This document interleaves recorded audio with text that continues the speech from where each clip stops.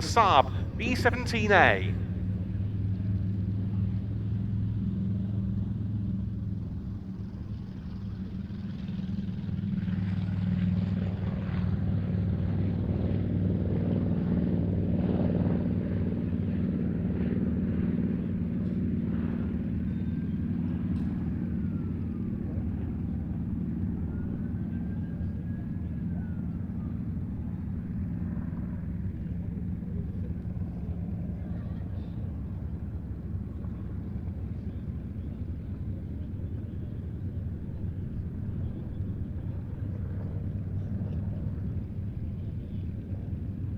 This is an absolutely fascinating aircraft. Just like the RAF's expansion scheme of the mid-1930s, the Swedish Air Force was being built up at that time, but Sweden lacked its own aircraft manufacturing capability. One of the then Swedish companies, called AFF, put forward a design for a reconnaissance aircraft that was never built. Another company, ASIA, developed its own, which became a SAAB product when it merged with SAAB. And there's quite a lot of American influence in this design as well.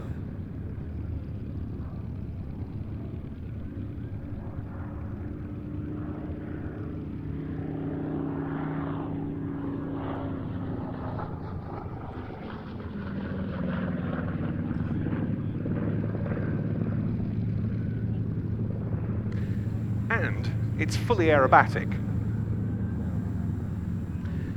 That American influence was because American engineers were working for ASIA to support licensed production of the Northrop 8A1 attack bomber and the North American NA-16 trainer, though most of them left Sweden when war broke out.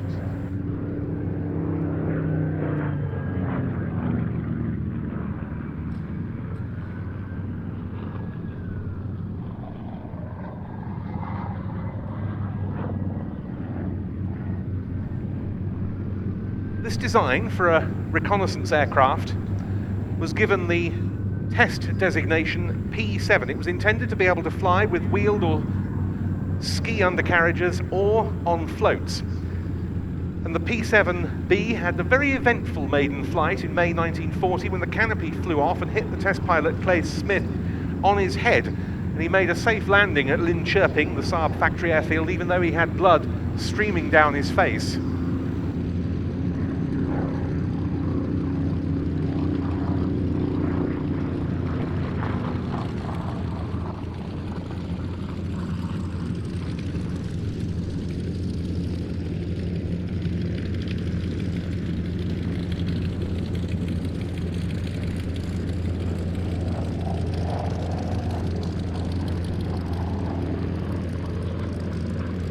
Now, while this was conceived as a reconnaissance and army cooperation aircraft, it was also developed as a dive bomber. And when you saw it take off, you'll have seen it's got huge fairings on the front of the undercarriage legs. They look rather like cricketers' pads. They were intended to be dive brakes, but they were rarely used in practice. SAAB themselves developed a bomb-tossing device which made it unnecessary to put the aeroplane into a vertical dive.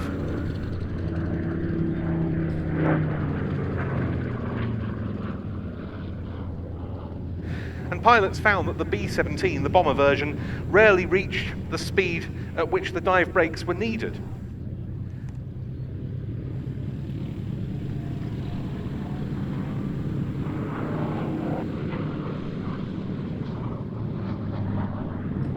The production run came to 325, and they equipped 6 wings of the Swedish Air Force. They had quite a lot of different engines. This one here has a Pratt & Whitney STWC3 of 1,065 horsepower. And when they came into service, the SAAB 17s were a very big advance on the aircraft they replaced.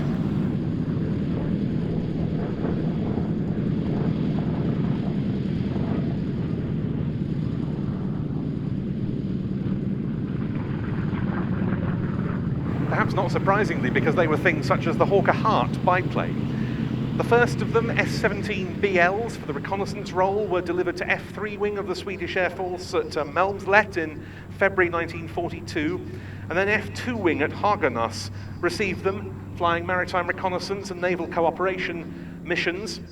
They flew long-range patrols of the Baltic, as well as convoy escorts and anti-submarine patrols. The B-17A bomber model, like this, came into service with F4 wing at Ostersund in 1944.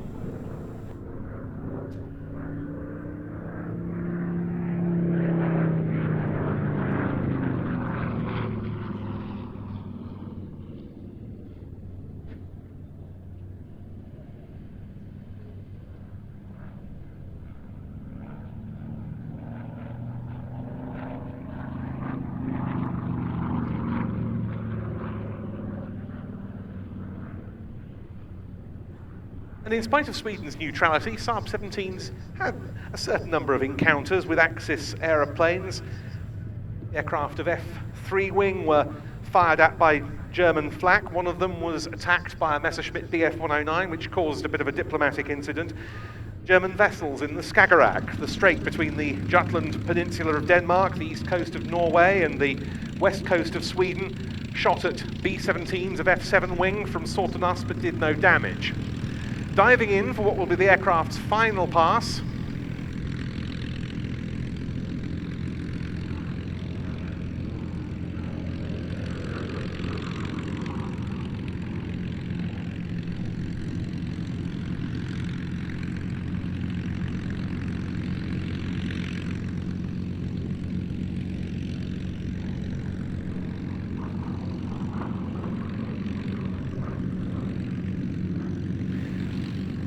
There were also occasions when SAAB 17s encountered Allied aeroplanes flying from their base at Kalmar in southern Sweden. B-17s from F-12 wing escorted various Allied fighters either to turn them away from Swedish airspace or escort them to land. And the aircraft's achievements carried on. One SAAB 17 was used as SAAB's first test bed for the then nascent ejection seat technology. The frontline aircraft were mainly retired around 1947-48, but some of them were kept on for weather reconnaissance and liaison work. The last wasn't struck off charge by the Swedish Air Force until late 1955. A small number were supplied to a secret unit called the Danish Brigade, which included, amongst others, Danish airmen who had sought refuge in Sweden, ready to fight against German forces occupying Denmark when the time came. They nearly conducted a mission, an attack on Aalborg Air Base, before the war ended, but then the Germans surrendered and the Danish pilots never even got to fly them home. SAAB 17 served with Ethiopia in some numbers and saw combat there. They served until the 70s in Ethiopia. The Austrian Air Force and the Finnish Air Force had small numbers. This is the last flying example in the world. It was used as a target tug by the civilian company Avia in Sweden. It dates from 1943 and had served with F7 wing of the Swedish Air Force before that. It was much later donated to the Swedish Air Force Museum and kept in storage. Then there came the idea of putting it back into flying condition. SAAB assisted in that. It took to the air again in June 1997. And we saw it here at Duxford for the 2005 Flying Legends show, its only previous appearance here. Now though, since last December, it's been in the hands of the Swedish Air Force Historic Flight, which has a tremendous collection of historic SAAB aeroplanes, mostly jets, as far as the SAAB machines are concerned, to its name, and it's thanks to that organisation that we see it here this weekend. And there you can get a great look at those enormous undercarriage fairings come dive brakes.